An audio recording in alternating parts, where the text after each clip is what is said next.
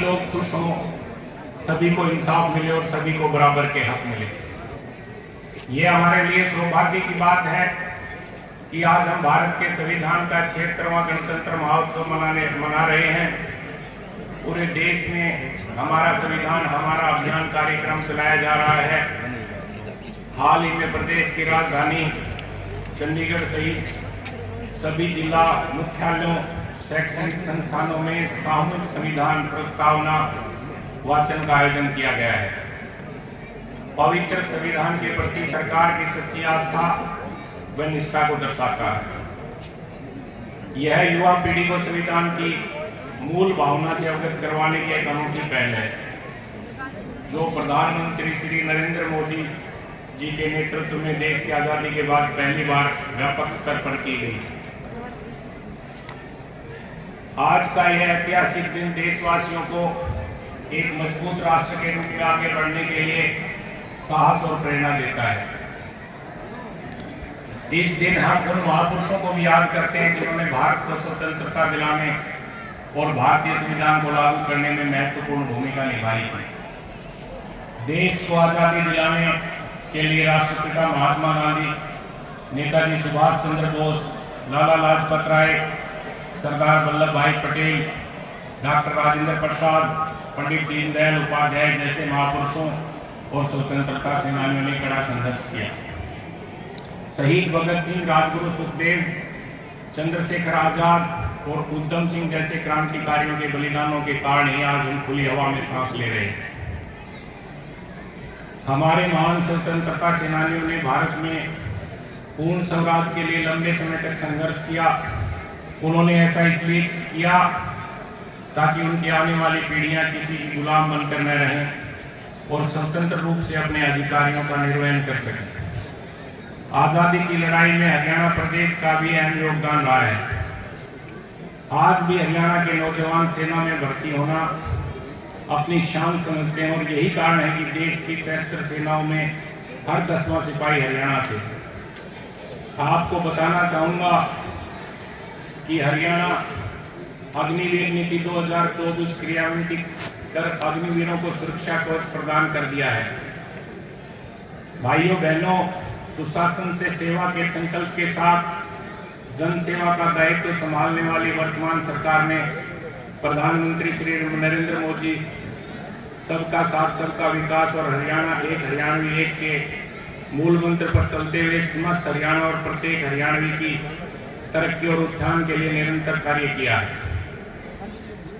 आज हरियाणा की जनता व सरकार के बीच सीधा संपर्क है।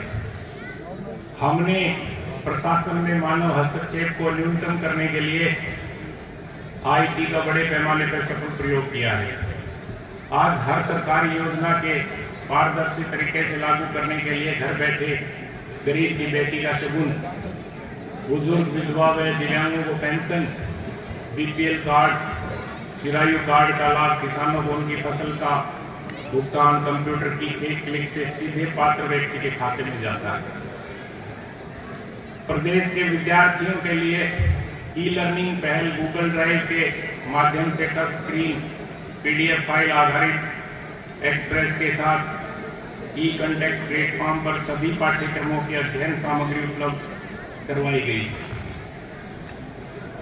वर्ष 2021-22 में उच्च शिक्षा में राज्यवार शकल नामांकन अनुपात 33.3% है। नई शिक्षा नीति का एक लक्ष्य वर्ष 2030 तक उच्चतर शिक्षा में लड़कियों को सकल नामांकन अनुपात प्रतिशत से अधिक करना है। इस दिशा में भी हरियाणा प्रदेश काफी आगे है। हमारे यहाँ लड़कियों का सफल नामांकन अनुपात 33.3% है। हम 2030 तक इसे बहुत पहले से 50% के लक्ष्य को प्राप्त कर लें।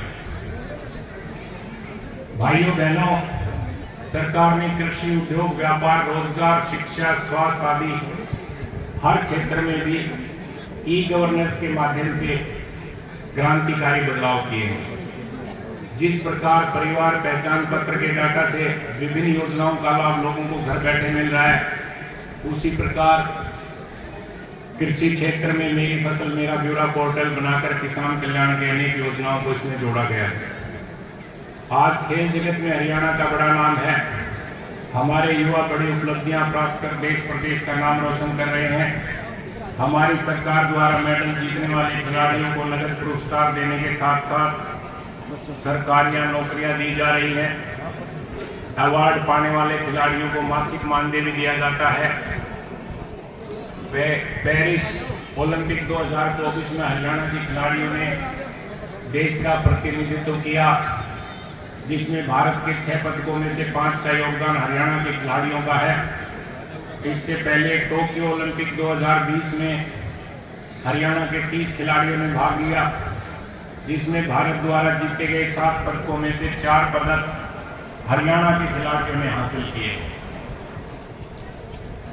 हमारे खिलाड़ी अंतर्राष्ट्रीय खेल प्रतियोगिताओं में लगातार पदक जीतकर हरियाणा का गौरव बढ़ा रहे हैं। हरियाणा खेलों का पावर हाउस बन चुका है। एशियाई खेलों में भी हरियाणा का प्रदर्शन शानदार रहा है। हांगजो एशियाई खेल 2022 में भारत ने 111 पदक जीते, जिसमें 28 पदक का योगदान हरियाणा के खिलाड़ियों का। राष्ट्रमंडल खेलों में भी हरियाणा के खिलाड़ियों का दबदबा रहा है।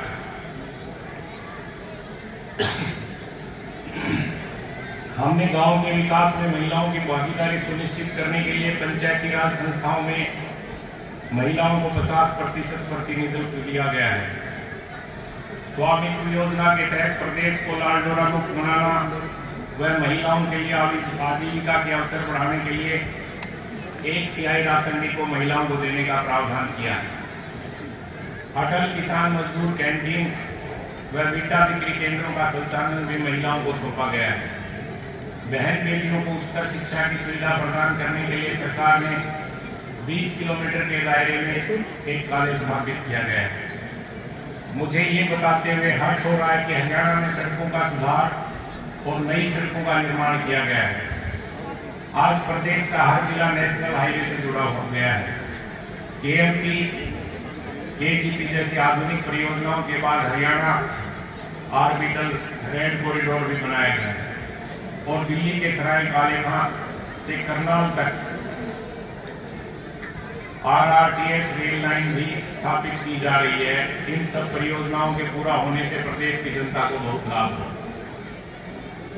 मेरे युवा साथियों, मुझे ये बताते हुए खुशी हो रही है कि विधानसभा चुनाव के दौरान जब हरियाणा कर्मचारी चयन आयोग द्वारा ग्रुप सी के लगभग 25,000 से अधिक अभ्यर्थियों का परिणाम घोषित किया तो मुख्यमंत्री श्री नायब सिंह सैनी जी ने वादा किया था कि वे मुख्यमंत्री पद की शपथ बाद में लेने पहले चयनित उम्मीदवारों को नियुक्ति पत्र देंगे।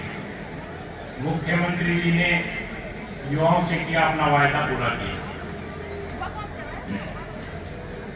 प्रदेश में वर्ष 2014-15 में खाद्यान्न उत्पादन 153.54 लाख टन था, जो वर्ष 2023-24 में बढ़कर 208.80 लाख टन हो गया है।